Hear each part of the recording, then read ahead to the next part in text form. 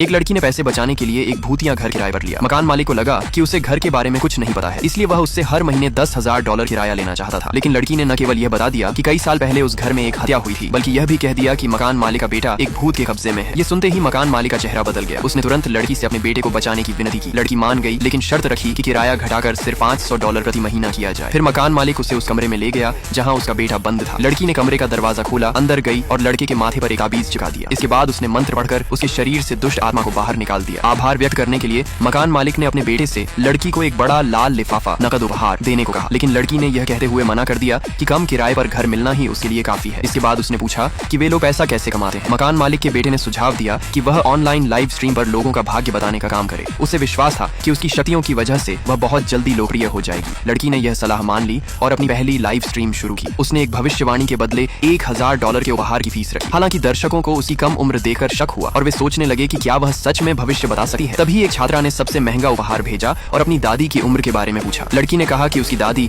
90 साल तक जिएंगी। यह सुनकर छात्रा उदास हो गई, क्योंकि उसकी दादी पहले ही 70 साल की थी और इसका मतलब था कि वे लगभग 20 साल और जीवित रहेंगी। उसकी प्रतिक्रिया देकर ऑनलाइन लोगों ने उसे बुरा भला कहना शुरू कर दिया और उसे कर्तव्यहीन बताया। लेकिन तभी लाइव स्ट्रीम में दिखा कि जब वह अपनी दादी को पानी पिलाने गई तो दादी ने पानी ठंडा होने की शिकायत की। उसे मारा पीटा और डांटा। छात्रा फोन लेकर कमरे से बाहर चली गई और बाद में बताया कि उसे रोजाना घर में प्रताड़ित किया जाता है। परिवार उसे कॉलेज भी नहीं जाने देना चाहता था और बहाना बनाता था कि उसे अपनी दादी की देखभाल करनी चाहिए। उसकी कहानी सुनकर लड़की को महसूस हुआ कि उसका चेहरा और उसकी किस्मत आपस में मेल नहीं खाती। तब उसने कहा कि वह उस परिवार की असली बेटी नहीं है। छात्रा ने तुरंत अपनी दादी से सच पूछा। दबाव में आकर दादी ने स्वीकार कर लिया कि उसने कई साल पहले उसे अस्पताल से चुरा लिया था। अचानक उसके दत्तक माता पिता कमरे में घुस आए, फोन जमीन पर फेंक दिया और लाइव स्ट्रीम कट गई। दर्शकों को चिंता होने लगी कि छात्रा मुसीबत में पड़ सकती है। इसी के साथ वे लड़की की भविष्यवाणियों पर विश्वास करने लगे। उधर अपनी 18 साल से लापता बेटी की तलाश कर रहा एक अमीर दंपति भी लाइव स्ट्रीम में आया और दूसरी भविष्यवाणी के लिए उपहार भेजा। जब महिला अध्यक्ष ने बताया कि उनकी बेटी 18 साल पहले गायब हो गई थी, तो लड़की ने गणना की और समझ गई कि उनकी बेटी वही छात्रा है जो कुछ देर पहले लाइव स्ट्रीम में आई थी। ये सुनकर दंपति और दर्शक दोनों हैरान रह गए। कई लोगों को लगा कि लड़की अमीर दंपति को ठग रही है। दंपति भी कनेक्शन काटने ही वाले थे, लेकिन लड़की ने उनकी बेटी के जन्म, अस्पताल, जन्मतिथि और उस पारिवारिक जेड लड़कन के बारे में बता दिया जो उन्होंने अपनी बेटी को दी थी। उसने यह भी बताया